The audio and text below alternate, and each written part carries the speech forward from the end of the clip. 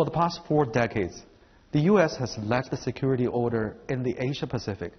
This year, President Xi Jinping raised out a new security outlook. Is it time for a change? Well, I think that the United States continues to play an important role in security in this region. And President Xi Jinping's new security concept at least suggests that it will be inclusive, that the United States will play a role. Although there has also been discussion of maybe Asian security being determined by Asians, so I think that the United States and other countries still have some questions about what this new security concept really entails.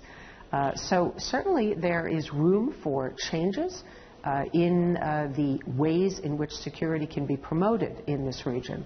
But I think regardless, that the United States going forward will play an important role because the vast majority of countries in this region want the United States to continue to play a role in the region in promoting security.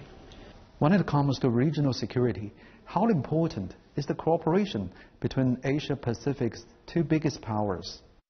Cooperation between the U.S. and China is critically important, not only for the U.S. and China, but really for all the countries in this region. When the U.S. and China have tensions, countries in this region feel that they have to choose between the U.S. and China, and that is not a choice that they want to make. So every nation in the Asia-Pacific region wants the U.S. and China to cooperate in a win-win way, have a more positive-sum relationship rather than a zero-sum relationship. This is challenging, but I think that the leaders of the U.S. and China recognize that there is a need for greater cooperation. President Obama says that the U.S. wants a rebalance in the Asia-Pacific, and given China's rise, what is the challenge for the U.S. to maintain its presence while avoiding conflicts with China? Well, the United States rebalance to Asia is aimed in part at reassuring other nations in this region who want the United States here and don't want to see the U.S. leave. But it's also an important part of the rebalance to Asia to build the bilateral relationship with China.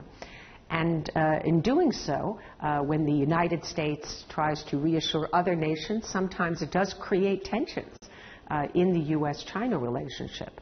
But the United States has no intention to embolden nations in this region to challenge China or to encircle China strategically or contain China. Those or such actions really do not serve the interests of the United States. Well, during President Obama's visit, he says U.S.-China relations is the core pillar for the rebalance. Does President Obama make the strategy more clearly, or the strategy has shifted? I think from the time that President Obama came to power, he has wanted to have a more cooperative relationship with China. 2009 was a difficult year, and I don't think that the U.S. achieved the kind of cooperation that it wanted to. But President Obama, I think, has not given up on that goal. And if you look back at the very important speeches that have been given by senior officials on the rebalance to Asia, you will find that the U.S.-China relationship really has been a pillar of the rebalance to Asia from the very beginning. Thank you.